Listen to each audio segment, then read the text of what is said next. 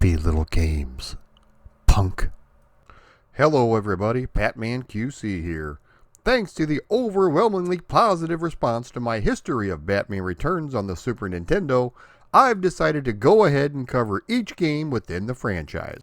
At last count, there were 7 different Batman Returns video games, all supplied by 4 or 5 different developers, making for a truly unique gaming experience.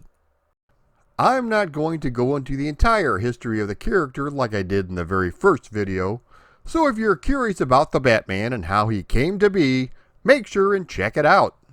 Otherwise, these will just be quick, short episodes on each version of the game with as much information as I could dig up. So let's delve a little deeper and watch part 2 on the history of Batman Returns for the Atari Lynx. 1989's massively successful live-action Batman film starring Michael Keaton and Jack Nicholson saw a number of video games released that attempted to capture the look and feel of the movie. Atari Games had obtained a license for the film and released an arcade game based upon it in 1991, even though the credits on the title screen say 1990. This was a typical side-scrolling beat-em-up in the vein of Rolling Thunder, in which you take control of Batman as you set out to replicate the events of the movie, taking down the Joker and his murderous goons. This game takes you through the streets of Gotham City, I'm Batman. Axis Chemical Plant,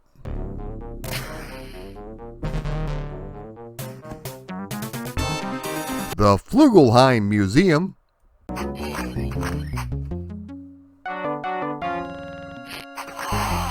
and the final showdown with the Joker atop the Gotham Cathedral.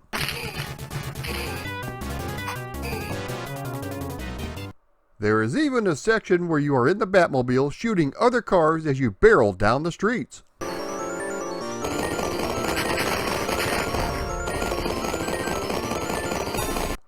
Another unique level sees you in the Batwing as you attempt to shoot down the Joker's helicopters. You also have to gather up the Joker's poisonous balloons while in the Batwing and fly them away from innocent bystanders.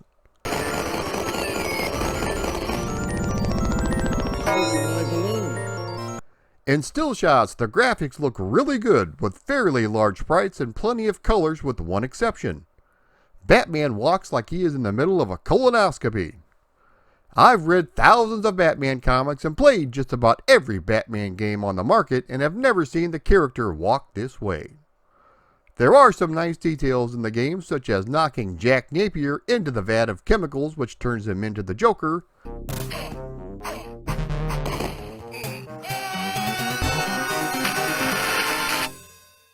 Wait till they get a load of me. and also knocking him off the cathedral at the very end. Would you?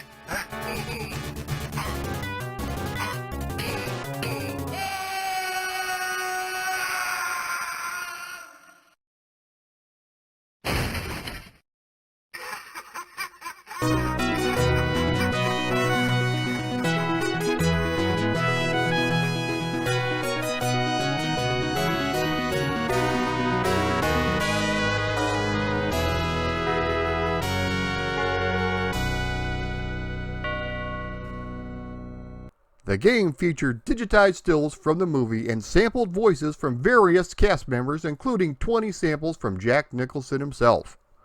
The backgrounds look great, as if they were ripped straight from the movie, but the problem with the game? It just wasn't very fun. It was also released in limited numbers, which is a bit baffling considering how huge the first movie was. I have never seen an actual arcade cabinet in person and only got to enjoy this game through the MAME emulator. It was also released a full 2 years after the movie and a year before Batman Returns. Which brings us to 1991, and Atari is looking for a well-known IP for its handheld 16-bit Lynx system. They saw dollar signs in the upcoming sequel to the 1989 Tim Burton classic and decided to obtain the license for the game. The contracts were signed and the game was to be released in June 1992, the same day as the film's premiere. The game was directed by John Scrutch, Director of Entertainment Software at Atari. Work initially started in September of 1991, but details on the film were limited due to the high security on set and the constant changing of various aspects of the picture. They did not receive an actual synopsis until November 1991, in which the actual design aspect was finally able to begin. In January of 1992, they finally received a script and stills from the movie. This led to a very tight production schedule if they wanted to make their June 1992 release date. From the ground up, they wanted to create a game that you could pick up and play, very similar to Rygar. The animators took great care with the graphics and the Batman sprite in particular. One problem with working on a game while the movie is still being filmed is that certain things will be added or cut. According to Mr. Scrutch, this happened quite frequently, with a prime example being a level designed around Batman rescuing the kidnapped children from the Red Triangle Circus train. A brief snippet of this made its way into the movie, but the entire sequence was later filmed and was cut out. The programmers worked 12-hour days during the week and 10-hour days on the weekend to make the release date. Atari was so confident in this game that they even bundled it as a free pack-in with their Atari Lynx 2 system. There were two slightly different versions of the game. The first one features Catwoman with red hair for some reason. Atari did not like this and made the programmer go back and take the hair out completely. She does look a little like Batgirl with the red hair, so perhaps this is why they changed it. After these messages, we'll be right back. Coming to a screen near you in over 4,000 colors with full stereo sound on the largest portable video game screen in the world. Free only on Atari Lynx. Batman Returns, a $50 value, free with any purchase of the Atari Lynx game system, now for a limited time only. Batman Returns was released on June 19th for the Atari Lynx. The game takes place across 4 stages in which you have to stop the Red Triangle Circus Gang, thwarting Catwoman and the Penguin in the process. The controls are fairly simple, with one button being for jumping and the other for punching, unless you have a weapon selected. There are a few power-ups identified as colored bat logo symbols throughout the levels, including one that will give you 10 batarangs, and another that gives you 7 vials of acid. An element of strategy is involved here, because if you use these items too early in the game, you won't have them for the later missions and may not make it past. There is also a points bonus icon, and the most important is the health increase. And why oh why is it so important, you ask? You only have 1 life bar for the entire game with no continues. On the later levels, you have to make jumps from ledge to ledge, and you have to be extremely precise. To make matters worse, there could be an enemy on the ledge waiting for you, knocking you aside before you even land. You will need every advantage you can get, because this game is brutally difficult. The respawning enemies are relentless, and they continue to climb out of the woodwork no matter what. Batman also doesn't have very many moves in his arsenal, with primarily using his Fists of Fury to take down those dastardly criminals.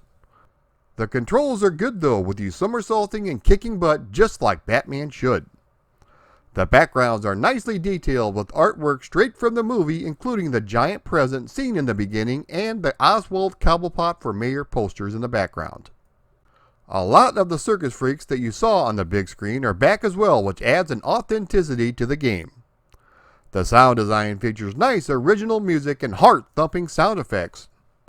As I mentioned, the game takes place across 4 levels, with the first one being the Red Triangle Circus Gang.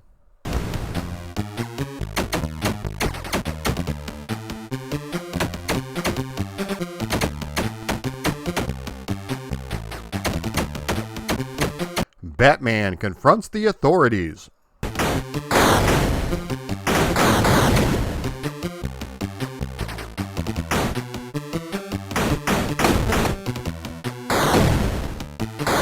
Beneath Gotham City.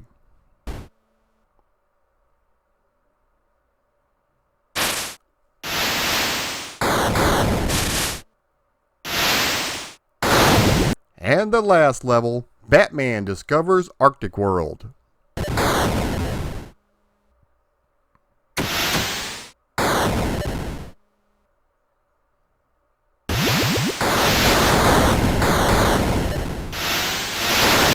Some of the bosses you will encounter are the Penguin and his duck,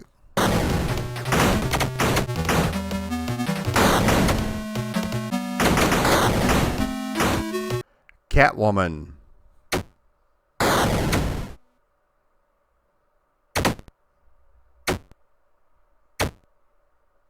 and on the final level, you face the Penguin trying to stop the cage that is lowering Max Schreck into the toxic chemicals below.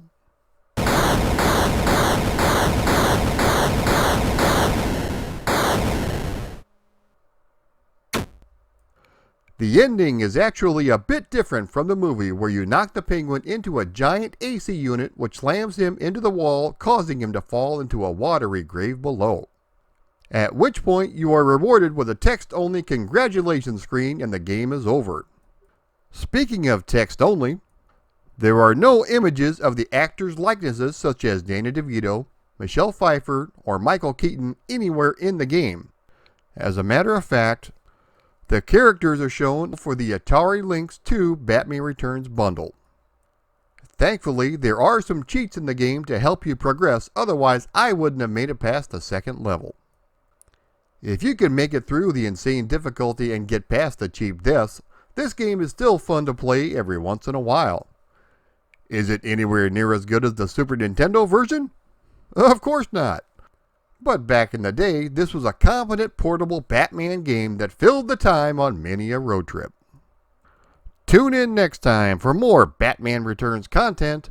Same Pat time, same Pat channel. If you like this video, be sure to like, share, comment, and subscribe.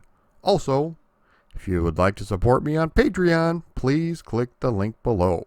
Thank you all so much for watching.